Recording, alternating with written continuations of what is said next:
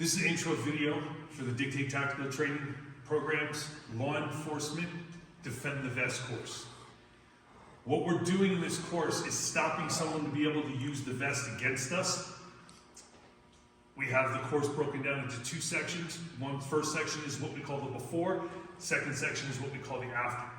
In the before section, we focus a lot on where our hand placement is at to make sure that the man can't get a hold of the vest in the first place.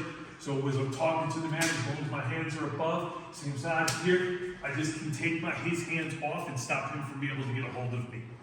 That's done two-hand, cross-hand, same side. The afters are once the man gets control of the vest. Now, the man has control of the vest. He only has 5 options. First option, when the man grabs, he will pull in.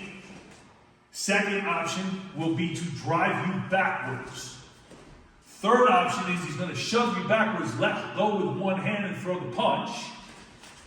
And the fourth option is that the man will step himself back to throw the punch.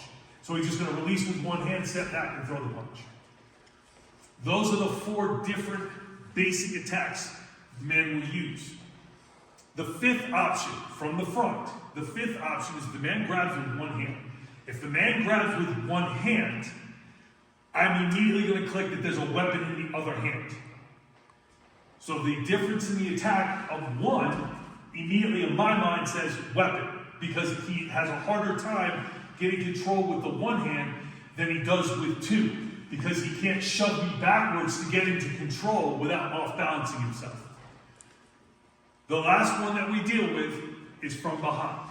Some of you guys have the handles on the top. It's an easy way for the man to grab. If he doesn't, he can just hook into the vest and start yanking you around and start blasting you from behind. These are the attacks and the ways that we deal with defending the vest in our Defend the Vest course.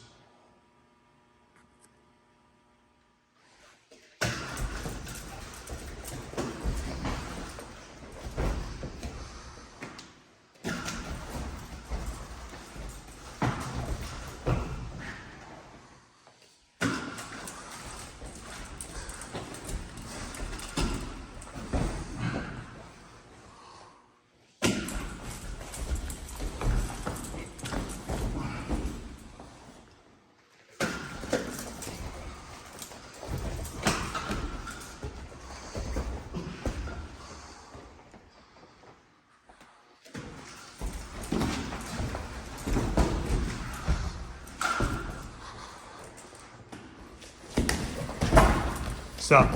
Okay, so one of the important things I want you to take away from this series of videos that you just saw with a couple of my guys is that at no time did we do anything to get the arm off of us.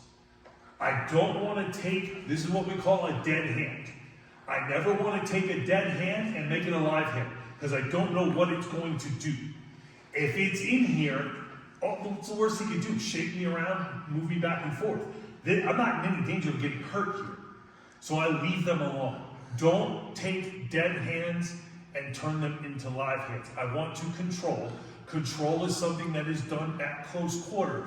I don't want to do this and end up escalating up my tool belt unless it's absolutely necessary.